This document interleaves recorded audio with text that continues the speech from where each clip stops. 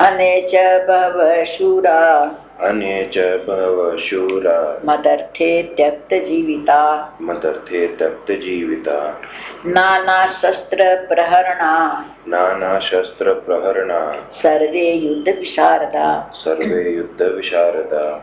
और क्या कह रहा है दुर्योधन कि ये जितने महारथी आए ना, और भी बहुत से इसमें महारथी हैं, शूरवीर हैं, और ये सब शूरवीर हैं और मेरे लिए मरने को आए हैं। सब अपने जीवन की आशा को त्याग कर मेरे लिए आए हैं। इनको मेरे लिए अपने जीवन की आशा छोड़कर आए, मरने के लिए आए। अनेक प्रकार के अस्त्रों से शस्त्रों से सुसज्जित, सबके सब युद्ध में चतुर हैं। एक तो ये वृत्ति वाला आदमी है दुर्योधन, ये सारे सबके सब मेरे लिए मरने को आए हैं।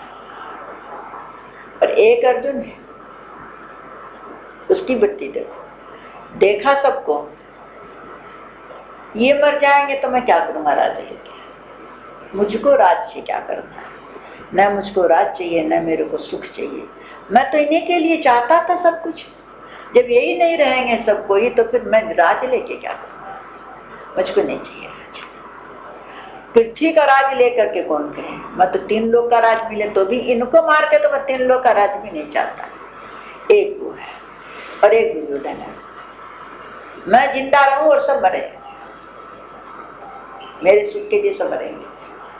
अर्जुन कह रहा है कि मेरे को सुख नहीं चाहिए, मैं तो इन्हीं को चाहता, मैं मेरे को राज मिले या न मिले सब जिंदा है, मैं तो भीख मांगूंगा, भिक्षा मांग के पेट भरूंगा, इनको नहीं भर। ये दृष्टि भगवान भाव पर ही रिश्ते हैं। अर्जुन से मित्रता क्यों थी? अर्जुन सरल था, शुद्ध हृदय था। अर्जुन का मतलब सरल होता है, आर्जव, एकदम सरल। अर्जुन का पेट भी जंगलों में होता सीधा, सरलता का नाम ही अर्जुन है। अर्जुन सरल था, अर्जुन दैवी संपदा वाला था, देवताओं का स्वभाव था। अब कह रहे हैं कि दुर्योधन बता रहा है कि उनकी सेना कमजोर है, अपनी सेना मजबूत है। अपर्याप्तम तदस्माकम अपर्याप्तम तदस्माकम बलम भीष्माभिरक्षितम बलम भीष्माभिरक्षितम पर्याप्तम त्विदमेतेषां पर्याप्तम त्विदमेतेषां बलम भीमाभिरक्षितम बलम भीमाभिरक्षितम। अपनी सेना अजेय है, उनकी सेना सुगम है जीतने में।